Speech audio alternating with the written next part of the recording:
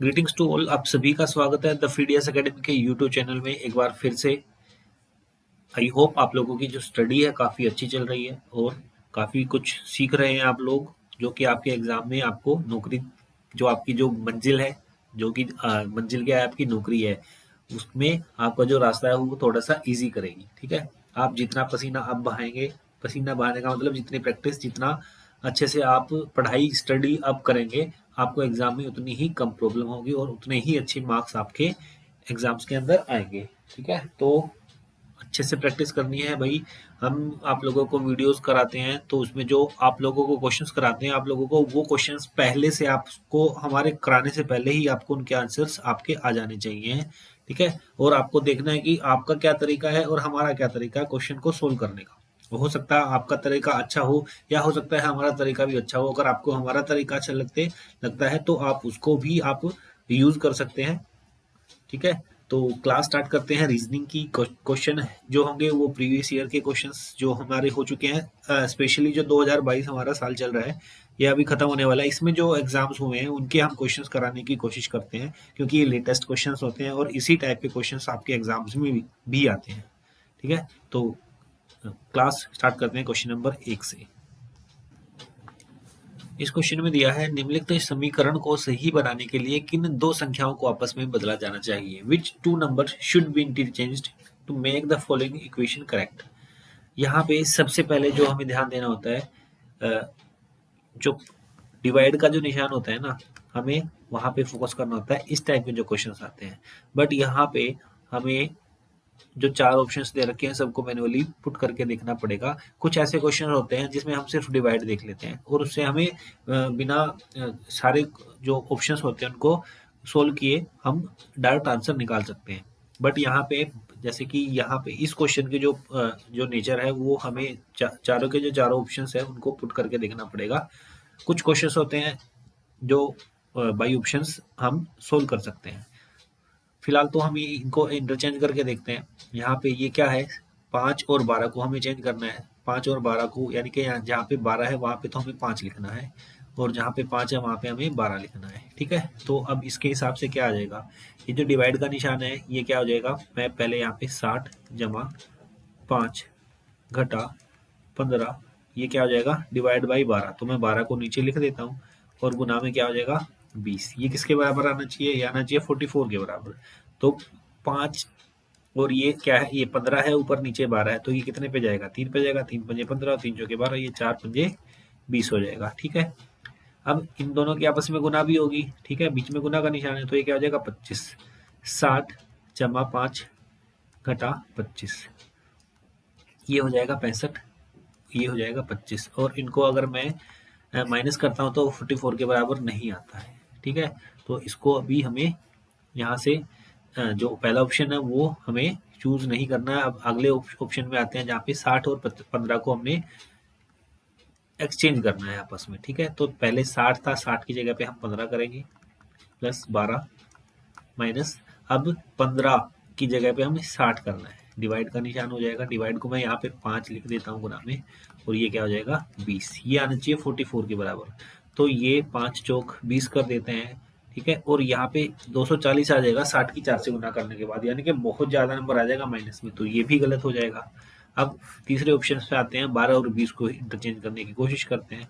यहाँ पे 60 है, उसके बाद 12 को 20 कर देते हैं, माइनस 15 भाग 5 और गुना 20 को हम क्या करेंगे, 20 को हम 12 बना देंगे। ठीक है, यहाँ पे ये 12 बन जाएगा। अब इसको हम डिवाइड करते हैं तो कितना आ जाएगा, ये 15/5 करेंगे तो 3 आएगा, और 12 से इसको गुना करते हैं तो 12 3 36, किसमें माइनस में आ जाएगा।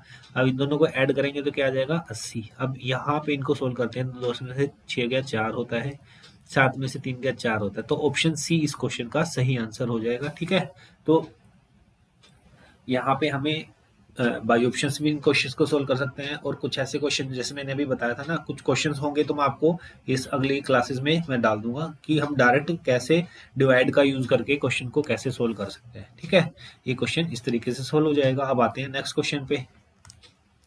ये सिलोस चैप्टर से लिया गया भाई, सिलोइज्म कथन निष्कर्ष, या इसको न्याय निगमन भी बोल देते हैं। तो यहाँ पे 3 हमें स्टेटमेंट दे रखी हैं और 3 हमें कंक्लूजन दिए हुए हैं। तो हमें हमें बताना है कि कौन सा फॉलो करता है और कौन सा फॉलो नहीं करता है।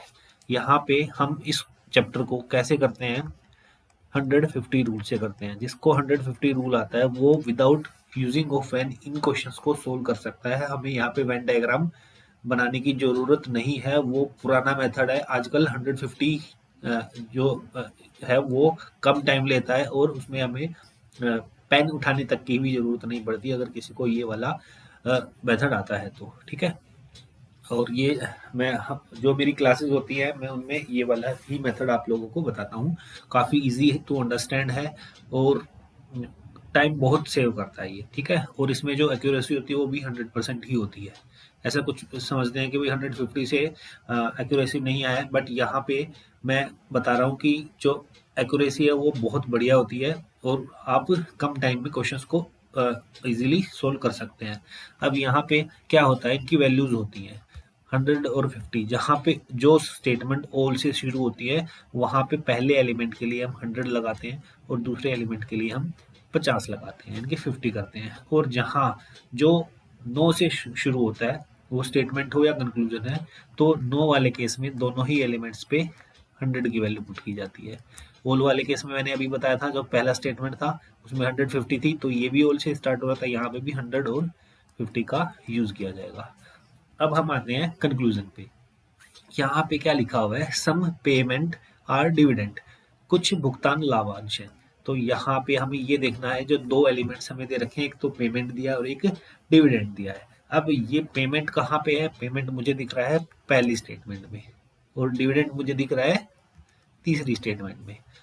अब यहाँ पे पहली और तीसरी स्टेटमेंट में अगर देखना हो तो चारों एलिमेंट्स अलग है। यहाँ पेमेंट है, यूटिलिटी है, यहाँ डील्स है, डिविडेंड है। तो ये इनमें आपस में तो कोई कॉम्बिनेशन नहीं है, बट कॉम्बिनेशन किसके थ्रू हो रहा है, कॉम्बिनेशन हो रहा है पहली और दूसरी में कॉम्बिनेशन बनेगा, क्योंकि यूटिलिटी और यूटिलिटी दोनों है, ठीक है ना। पहली इनमें कॉमन क्या है, यूटिलिटी कॉमन है। और स्टेट जो रिलेशनशिप बनाने की कंडीशन क्या होती है कि जो कॉमन होता है उसमें किसी एक की वैल्यू 100 होनी चाहिए।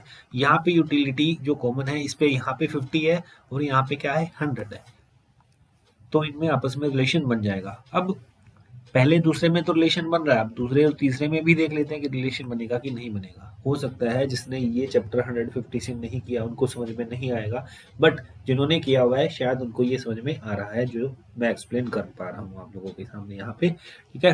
तो अब दूसरे और तीसरे जो स्टेटमेंट इसमें देख लेते हैं कि क्या इनमें रिलेशन बनेगा कि नहीं बनेगा। तो इनमें कॉमन क्या है, इनमें कॉमन है डील।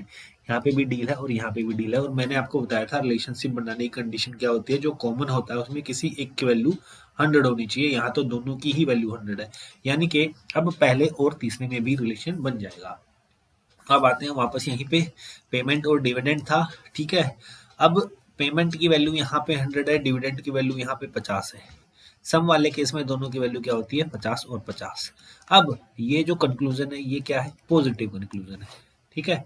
बट क्या हुआ, ये वाली जो स्टेटमेंट थी ये पॉजिटिव थी, ये बीच वाली नेगेटिव थी और ये तीसरी वाली पॉजिटिव थी। पहली और तीसरे में हमें कॉम्बिनेशन बनाया, किसके थ्रू बनाया, सेकंड स्टेटमेंट के थ्रू बनाया।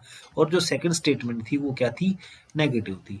तो अगर पॉजिटिव स्टेटमेंट नेगेटिव स्टेटमेंट के थ्रू बनती है तो उसका कंक्लूजन हमेशा नेगेटिव में आना चाहिए।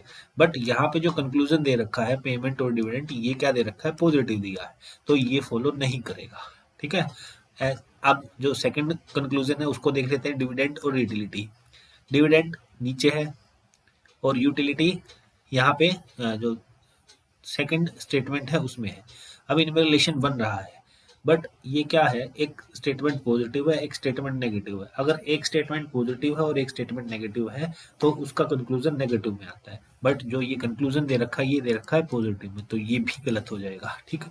अब आते हैं थर्ड वाले जो कंक्लूजन उसको देखते हैं। यहाँ पे ऑल डिविडेंड्स आर डील, तो ऑल के लिए 100 और सेकंड एलिमेंट पे यहाँ पे 50 यूज करते हैं। अब यहाँ पे हमें वैल्यू चेक करनी है, डिविडेंड्स और जो डील्स है वो कहाँ पे है, मुझे यहाँ पे इस तीसरे स्टेटमेंट के अंदर दोनों के दोनों जो एलिमेंट्स है मुझे यहाँ दिखाई दे रहे हैं। अब यहाँ ये एक ही स्टेटमेंट के अंदर है तो हम इनकी वैल्यू चेक करते हैं और वैल्यू सेटिस्फाई करती है तो वो कंक्लूजन हमारा सही हो जाएगा। अब यहाँ पे डिविडेंड है, उसकी वैल्यू कितनी है 100 है, यहाँ पे जो डिविडेंड है उसकी वैल्यू कितनी है 50 है। रूल क्या होता है, जो स्टेटमेंट की वैल्यू होती है वो कंक्लूजन की वैल्यू से ज्यादा होनी चाहिए। बट यहाँ पे क्या हो रहा है, यहाँ पे जो कंक्लूजन है उसकी वैल्यू तो 100 है और यहाँ स्टेटमेंट की वैल्यू 50 है। स्टेटमेंट की वैल्यू ज्यादा होनी चाहिए, कंक्लूजन की वैल्यू कम होनी चाहिए, तो ये भी हमारा गलत हो जाएगा।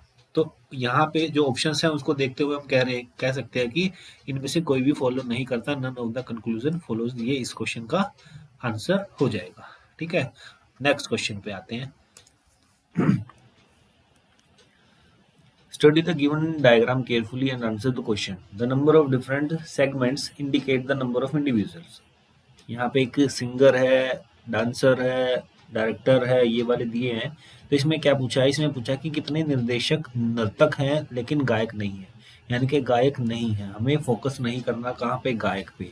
तो जितने भी जो गायक वाला सर्कल है उसमें हमें कोई फोकस नहीं करना। ठीक है, इसने क्या पूछा है, इसने पूछा है कि कितने निर्देशक हैं जो नर्तक है। How many directors are dancer, तो कितने निर्देशक हैं जो नर्तक है। तो यहाँ पे हमें यहाँ पे दिख रहा है 6, तो इस क्वेश्चन का आंसर ऑप्शन 3 हो जाएगा, 6 आंसर आएगा। बहुत आसान क्वेश्चन होते हैं, जहाँ पे ये बोल देता ना कि गायक नहीं है तो हमें वहां पे काटा मार देना है, इस गायक के एक भी नंबर हमें काउंट नहीं करने हैं। ठीक है, और जो कॉमन थे डायरेक्टर और जो डांसर था उनका हमें आंसर बताना था, तो वो हमारा आंसर हो जाएगा ये। ठीक है, now come to the next question. Study the given diagram carefully and answer the question. The number in the different sections denote the number of people based on their choice of different types of flowers. ये different types of flowers दे रखे हैं भाई, roses है, orchid है और lilies है। ठीक है, गुलाब, ऑर्किड एंड लिली। ये अच्छा क्वेश्चन है भाई। इसमें पूछा है कि how many people like at least 2 types of flowers. इसमें ये पूछा है कि at least 2 types of flower कितने आदमी है जो लाइक करते हैं। ठीक है, तो यहाँ पे क्या है, कम से कम 2 होने चाहिए, उससे ज्यादा कितने भी हो सकते हैं। ठीक है, कम से कम 2 तो होने ही चाहिए। तो ये 22 अकेला है, 24 अकेला है, 15 अकेला है, 2 है, 18 है, बिल्कुल है, 30 में भी 2 है, बिल्कुल है, यहाँ पे 5 है उसमें भी 2 है। ठीक है, और जो ये 8 है ये क्या है, ये तीनों है। इसने पूछा क्या है, कम से कम 2 होनी चाहिए, तो ज्यादा से ज्यादा कितने भी हो सकते हैं, तो हम इसको भी काउंट करेंगे यहाँ पे। अब इनका जो टोटल है वो हमारा आंसर हो जाएगा। ये 8 और 5 13 और 8 21 एक आ रहा है यूनिट डिजिट पे, यानी कि 61 इस क्वेश्चन का आंसर हो जाएगा। ठीक है, ऑप्शन सेकंड, ऑप्शन फोर्थ। ठीक है, इनका टोटल देख लेते हैं। 21 आया था ना यहाँ पे, 8 और 5 13 और 21, यहाँ पे 2 आया था, 2 और 1 3, 3 और 3 6, 61 ही हो रहा है जी। ठीक है, आओ नेक्स्ट क्वेश्चन पे आते हैं। इसमें बोलता है कि in this question 4 conclusions are given followed by the statements. On the basis of the given statement, find out which of the conclusion is true. यहाँ पे स्टेटमेंट हमें दे रखी है, 4 ऑप्शंस दे रखे हैं कि ये इसमें बताना है कि ये x greater than p, s greater than equal to p के है, p is equal to t के बराबर है, r ग्रेटर देन z के है, या p लेस देन t के है। तो यहाँ पे हमें क्या करना है, s और p पे फोकस करना है। s कहाँ पे है, यहाँ पे है, p कहाँ पे है, यहाँ पे है। ये क्या बोल रहा है कि s greater than equal to b हो सकता है, बट s और p के बीच में ये बहुत सारी चीजें भी यहाँ पे गिवन है। हमें ये देखना है कि क्या s ग्रेटर देन p के बराबर होगा, तो हम s से p की तरफ जाएंगे। तो s से p की तरफ जाएंगे तो यहाँ पे हमें एक चीज देखनी है कि ये जो 2 निशान होते हैं ना, ये एक साथ नहीं आनी चाहिए, उनके बीच में। अब यहाँ पे मुझे दिख रहा है ये वाला निशान और ये वाला निशान s और p के बीच में आ रहा है, यानी कि ये जो ऑप्शन हमें दे रखा है ये फॉलो नहीं करेगा, ये गलत हो जाएगा। ठीक है, अब p इजिकल टू टी देखते हैं। यहाँ पे मैं आपको एक चीज बता देता हूँ। यहाँ पे 3 निशान होते हैं, ये देखो, ये क्या है, लेस देन का निशान है। यहाँ पे मैं इसमें बीच में लाइन लगा देता हूँ। ठीक है, ये लेस देन का निशान है, ये लेस देन इक्वल टू का निशान है और ये इक्वल टू का निशान है। अब यहाँ पे सेकंड कॉलम में देखते हैं तो ये ग्रेटर देन का निशान है, ये ग्रेटर देन इक्वल का निशान है और ये इक्वल का निशान है। तो यहाँ पे क्या होता है, जो फुल डिटेल है वह मैं कोर्स की जो वीडियोस हैं उसमें मैं आपको बता चुका हूँ, बट यहाँ पे मैं थोड़ा सा बता देता हूँ कि जो प्रायोरिटी दी जाती है वो पहले इसको दी जाती है, फिर इसको दी जाती है और फिर इसको दी जाती है, दोनों ही केसेस के अंदर। ठीक है, तो प्रायोरिटी पहले इसको दी जाएगी। अगर इन तीनों में से बात करते हैं, ये तीन जो हमें कहीं पे निशान मिल जाते हैं तो प्रायोरिटी पहले इसको दी जाती है। अब यहाँ पे हमें देखना है कि P इजिकल टू टी दे रखा है, तो P और T के बीच में, यहाँ पे P और T है, P और T के बीच में इक्वल का निशान कहीं पे भी नहीं है। क्या निशान है? Greater than equal to, greater और ग्रेटर देन इक्वल टू। तो इनमें किसको प्रायोरिटी दी जाएगी? यहाँ पे सिर्फ दो निशान दे रखे हैं, तो किसको प्रायोरिटी दी जाएगी? इसको दी जाएगी। तो इक्वल का तो कहीं पे निशान नाम है ही नहीं यहाँ पे, तो ये भी फॉलो नहीं करेगा। अब R और Z की बात कर लेते हैं। R और Z क्या है? ये है। ठीक है, यहाँ पे आपको ये और क्लियर हो जाएगा जो मैंने अभी आपको यहाँ पे ये वाली चीज बताई है। यहाँ पे R और Z, ठीक है, R ग्रेटर देन होना चाहिए Z से। अब यहाँ पे दो निशान है, यहाँ पे क्या है? दो निशान दे रखे हैं। R ग्रेटर देन होना चाहिए Z से। मैं इस वाली चीज को ये भी तो लिख सकता हूँ, यहाँ पे जो R है वो लेस देन है S से, यानी कि S बड़ा है, तो मैं इसको ये वाली चीज भी तो लिख सकता हूँ, R less than equal to S, और S है वो छोटा है Z से, यानी कि Z बड़ा है इससे, तो यहाँ पे S छोटा है Z से। मैं इसको ये भी तो लिख सकता हूँ, ये वाली चीज को मैं ये लिख सकता हूँ ना। ठीक है, अब मैंने आपको बताया था दो निशान दे रखे, इन दोनों निशान में किसको पहले प्रायोरिटी दी जाएगी? पहले प्रायोरिटी ग्रेटर देन को दी जाएगी। मैंने नंबर लिखा रखा है ना, पहला, दूसरा और तीसरा, यानी कि ग्रेटर देन होगा क्या? ये, इसको प्रायोरिटी दी जाएगी। ये क्या होगा? ग्रेटर देन होगा, Z ग्रेटर देन होगा R से। बट यहाँ पे क्या दे रखा है? ये R ग्रेटर दे रखा है Z से, तो ये तो ऑप्शन गलत हो ही जाएगा। अब आते हैं P और T में।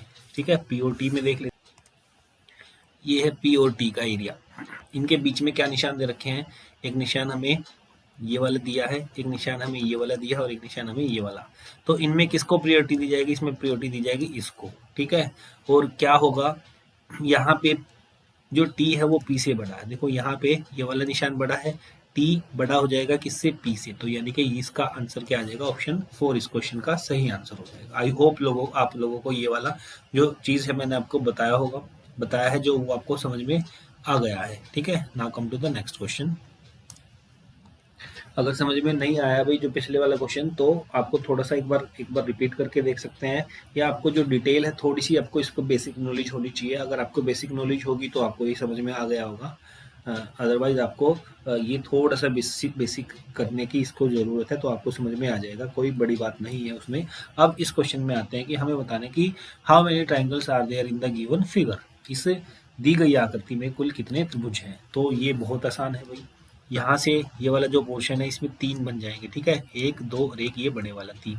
ठीक है, 3 के बाद ये 4 हो जाएगा, ये 5 हो जाएगा, ये अगर मैं बड़े वाले की बात करता हूँ 6 और 1 ये छोटे वाला 7, तो टोटल यहाँ तक 7 हो जाएंगे। इसके बाद ये क्या हो जाएगा? 8 हो जाएगा, और ये क्या हो जाएगा? 9 हो जाएगा।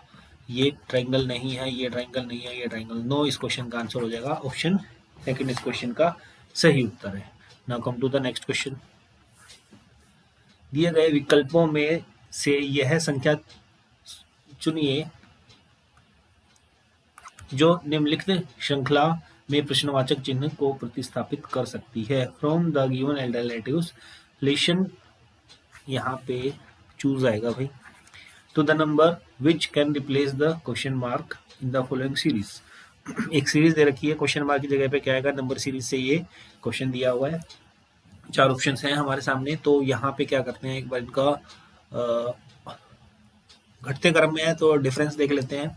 इन जो दोनों का डिफरेंस है वो कितना हो जाएगा? 528, और यहाँ से 8 में से 7 गया 1 आएगा, 12 में से 4 गया 8 आएगा, 81 आ रहा है। इन दोनों का डिफरेंस कितना हो जाएगा? 7 में से 3 गया 4 आ जाएगा, और ये 4 8 14, 14 में से 8 गया 6 आ जाएगा। ठीक है, 81 64 है, तो ये तो स्क्वायर दिखाई दे रहा है। इन दोनों का डिफरेंस क्या है? इन दोनों का डिफरेंस देख लेते हैं। यहाँ पे 49 आना चाहिए, 13 में से 4 गया 9 आ जाएगा, और यहाँ 7 में से 3 गया 4, 49 आ गया। देखो यहाँ पे इसका स्क्वायर है, ये 9 का स्क्वायर है, ये 8 का स्क्वायर है, ये 7 का स्क्वायर, तो यहाँ पे क्या स्क्वायर आना चाहिए? 6 का स्क्वायर। इन दोनों को इसमें से 36 माइनस करते हैं तो क्या आना चाहिए 298, ठीक है। 334 में से 36 माइनस करते हैं तो 298 आएगा यहाँ पे, जो कि ऑप्शन 3 में दिया हुआ है। बहुत ही आसान क्वेश्चन था भाई। नेक्स्ट क्वेश्चन की ओर चलते हैं। आई होप कि ज़्यादा स्पीड नहीं है, स्पीड ठीक चल रही है। अब आते हैं नेक्स्ट क्वेश्चन पे। यहाँ पे दी गई विकल्प आकृतियों में से नीचे दी गई आकृति के सही जल प्रतिबिंब का चयन करना है भाई। From the given alternative figure select the correct water image बतानी है। ये क्वेश्चन फिगर हमें दी हुई है और इसकी हमें वाटर इमेज बतानी है। तो जो चीज़ यहाँ पे क्या होता है वाटर इमेज में, यहाँ पे एक जैसे सपोज ये वाटर है या इसको मिरर भी बोल सकते हैं, नीचे रखा हुआ है। इसमें क्या होता है जो चीज़ पास में होती है वो यहाँ पे भी पास में दिखाई देगी, ये वाली चीज़, ठीक है। तो यहाँ पे ये यहाँ और इसका जो फेस होगा वो लेफ्ट की तरफ है, यहाँ लेफ्ट की तरफ ही रहेगा, ये लेफ्ट की तरफ है, ये राइट की तरफ है, ठीक है। ये लेफ्ट की तरफ, ये लेफ्ट की तरफ है। अब जो ए है वो ए कैसे बनेगा, कुछ वो ऐसे ऐसे करके बनेगा, ठीक है। तो यहाँ पे क्या दे रखा है इसने, सीधा ये दे रखा है तो ये तो नहीं बनेगा। यहाँ पे लेफ्ट की तरफ है, नीचे की तरफ है, ये भी नीचे की तरफ है, ठीक है। अब जो बी है वो दूर आएगा, दूर कहाँ आएगा, ये ऐसे आएगा। तो पहला ऑप्शन तो हमारा एलिमिनेट हो ही चुका है। यहाँ सभी ऑप्शंस में ये वाली चीज़ हमें गिवन है। अब यहाँ पे ये जो है ये वाली चीज़ भी नज़दीक ही आएगी, यानी कि जो ये सर ये बनेगा ये ऐसे कुछ ऐसे करके बनेगा और ये यहाँ पे ये ऐसे बनेगा, ठीक है। तो यहाँ पे देख लेते हैं, ये बन सकता है बिल्कुल। ये वाला नहीं बनेगा क्योंकि जो राइट की तरफ है ना, ये जो ये खाली छोड़ रखा है इसके अंदर, ये राइट की तरफ है, यहाँ पे ये लेफ्ट की तरफ है। हमारा क्या आएगा, जो खाली जो ब्लैंक स्पेस है वो राइट की तरफ आएगा। तो ये ऑप्शन हमारा गलत हो जाएगा। अब बचता है ऑप्शन सेकंड और ऑप्शन फोर्थ। यहाँ पे और क्या चीज़ देख सकते हैं हम यहाँ पे, हाँ तो ये तो हमारा ऑप्शन पहले ही गलत हो गया था क्योंकि जो ये जो एरो का निशान है वो राइट में इसने दिया हुआ था, ठीक है ना। तो ये तो लेफ्ट में आना चाहिए था, तो ये तो हमारा वैसे ही गलत हो गया था। और ये ऑप्शन पहला था ये वाला, इसकी वजह से गलत हो गया क्योंकि ये इसने direct a as it is लिखा हुआ था। ऑप्शन 3 और फोर्थ बचा था। और ऑप्शन 3 कैसे एलिमिनेट हुआ, ऑप्शन 3 ऐसे एलिमिनेट हुआ, जो इसका जो हम वाटर इमेज बनाएंगे वो ऐसे बनाएंगे। और जो ये राइट की तरफ है ना, जो खाली स्पेस वो राइट की तरफ रहेगा, यहाँ पे इसने खाली स्पेस लेफ्ट की तरफ का रखा है, ठीक है। तो ये ऑप्शन हमारा भी गलत हो जाएगा। तो हमारा जो ऑप्शन सही होगा वो ऑप्शन फोर्थ इस क्वेश्चन का सही वाटर इमेज होगा। क्लियर, आई थिंक आप लोगों को ये क्वेश्चन भी समझ में आ गया है। अब आते हैं नेक्स्ट क्वेश्चन पे, वो भी नॉन वर्बल से दिया हुआ है। उस आकृति का चयन कीजिए जो तीसरी आकृति से उसी प्रकार संबंधित है जिस प्रकार दूसरी आकृति पहली आकृति से संबंधित है। Select the figure which is related to the third figure in the same way as the second figure is related to the first figure। यहाँ पे ये वाली इससे रिलेट करती है तो ये वाली कौन से किससे रिलेट करेगी, ठीक है। तो यहाँ पे सबसे पहले अगर हम यहाँ पे फोकस करते हैं तो ये अगले वाली फोटो में जाकर के अपोजिट डायरेक्शन में आ जाता है, यानी कि यहाँ पे आ जाता है। तो ऐसे ही ये वाला जो कहाँ पे चला जाएगा, अपोजिट यहाँ पे आ जाएगा नीचे की तरफ, यानी कि यहाँ पे आना चाहिए। तो सभी में यहाँ पे दिया हुआ है। यहाँ पे इसमें चेंज क्या हुआ था, जो कॉमन पोर्शन था ना ये वाला कॉमन पोर्शन यहाँ पे शेडेड हो जाता है इसके अंदर आकर के, तो ये वाला भी शेडेड हो जाएगा, ठीक है। और इसमें क्या चेंज, और यहाँ पे जो बड़े वाला है, देखो यहाँ पे दो चीजें आपको दिख रही हैं। यहाँ पे एक तो ये वाला बड़ा है ऊपर, और यहाँ पे भी ऊपर वाला जो ऊपर है वो बड़ा ही गिवन है, मतलब सेम एज इट इज इसको उठा करके यहाँ पे पुट कर दिया। तो यहाँ पे भी इसको भी सेम एज इट इज उठा करके यहाँ पे पुट किया होगा, यानी कि जो छोटा डब्बा है वो ऊपर की तरफ होगा और बड़ा डब्बा नीचे की तरफ होगा। तो यहाँ पे जो पहला ऑप्शन है उसमें मुझे बड़ा डब्बा तो ऊपर की तरफ दिख रहा है, छोटा नीचे की तरफ तो दिख रहा है, तो ये गलत हो जाएगा। सेम एज इट इज में भी वही चीज है, बड़ा ऊपर की तरफ है, छोटा नीचे की तरफ है, बट होना क्या चाहिए, एज इट इज छोटा ऊपर होना चाहिए और बड़ा उसके नीचे होना चाहिए और ये शेडेड होना चाहिए। तो यहाँ पे ऑप्शन 3 और ऑप्शन 4 बचता है, दो ऑप्शन हमने एलिमिनेट कर दिए हैं। अब आगे आते हैं, अगले में जो बीच वाली जो फिगर है वो क्या बोलती है ये देख लेते हैं। ये इसने जस्ट इसको अपोजिट कर दिया है, ठीक है, अपोजिट कर दिया है। तो इसका मतलब ये जो बीच का है ये यहाँ पे आकर के अपोजिट हो जाएगा। अपोजिट का मतलब ऊपर वाली चीज नीचे हो जाएगी। अब जो ये ऊपर वाली चीज है वो नीचे कहाँ पे होगी, नीचे की तरफ होगी ऐसे, ऐसे ऐसे होगी वो नीचे की तरफ। बट यहाँ पे ऑप्शन जो थर्ड दे रखा ना, ये वाली चीज ऊपर ही इन्होंने गिवन दे रखी है, जैसे इसने इसको जस्ट लेफ्ट की तरफ रोटेट कर दिया है। बट ये क्या होगा, ये जो ऊपर वाला है वो नीचे की तरफ आएगा। तो नीचे की तरफ कहाँ दे रखा, ऑप्शन फोर्थ में है, ये हमें गिवन है। क्लियर है? तो इस क्वेश्चन का आंसर भी क्या हो जाएगा, फोर्थ हो जाएगा। काफी आसान क्वेश्चंस होते हैं भाई ये वाले, थोड़ी सी प्रैक्टिस करने के बाद आप इजीली क्वेश्चंस को सोल्व कर सकते हैं। हाँ, एग्जाम्स में क्या दिक्कत आती है, ये क्वेश्चन होते तो आसान है, बट जो आजकल जो एग्जाम्स होते हैं ऑनलाइन होते हैं वो होते हैं पैनल पे, स्क्रीन के ऊपर होते हैं। जो मॉनिटर होता है उसकी जो स्क्रीन होती है वो होती है छोटी, और जो ये क्वेश्चंस होते हैं वो कैसे देते हैं, इन क्वेश्चंस को स्क्रॉल करना पड़ता है। यानी कि जब तक हम स्क्रॉल करके जो ऑप्शंस होते हैं उनको देखते हैं तो वो हम जो क्वेश्चन फिगर होती है ना उसको भूल जाते हैं।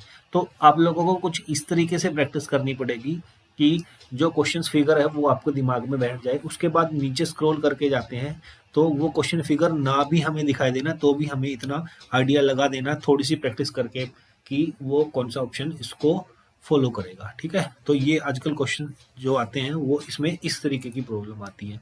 Now come to the next question, अगले क्वेश्चन पे आते हैं। विकल्पों में से उस आकृति का चयन कीजिए जो प्रश्नवाचक चिन्ह को प्रतिस्थापित कर सकती है और दिए पैटर्न को पूरा कर सकती है। आकृतियों को घुमाने की अनुमति नहीं है। Select the figure from the alternatives which can replace the question mark and complete the given pattern. Rotating the figure is not allowed. तो एज इट इज इसको हमें यहाँ पे पुट करना है। तो यहाँ पे सबसे पहले तो ये क्या आना चाहिए, ये ऐसे आएगा। ठीक है? इस ऑप्शन में दे रखा है यहाँ पे तो कुछ और ही गिवन है, यहाँ पे भी इसने कलर कर दिया इसके अंदर। तो दूसरा और तीसरा ऑप्शन तो हमारा एलिमिनेट हो गया, पहला और कौन सा बचा है, फोर्थ बचा है। अब यहाँ पे ये क्या दे रखा, स्टार दे रखा है, इसके अपोजिट भी स्टार है। और यहाँ पे क्या दे रखा है, एक रोम्बस टाइप का दिया हुआ है, जो कि जो ये वाला जो कॉर्नर आएगा ना इसमें ये रोम्बस वाली फोटो आएगी। तो ऑप्शन पहले वाले में रोम्बस की फोटो दिख रही है हमें, इसमें स्टार दिया हुआ है, तो ये भी गलत हो जाएगा। तो सही ऑप्शन क्या होगा हमारा, फर्स्ट ये सही ऑप्शन होगा। ठीक है? तो भाई आज के लिए इतना ही, आज के समाचार समाप्त होते हैं। आई होप आप लोगों को क्लास अच्छी लगी। अगर आप क्लास अच्छी लगी है तो आप क्लास को लाइक कर सकते हैं, और जिसने चैनल सब्सक्राइब नहीं किया है भाई वो चैनल सब्सक्राइब कर लीजिए।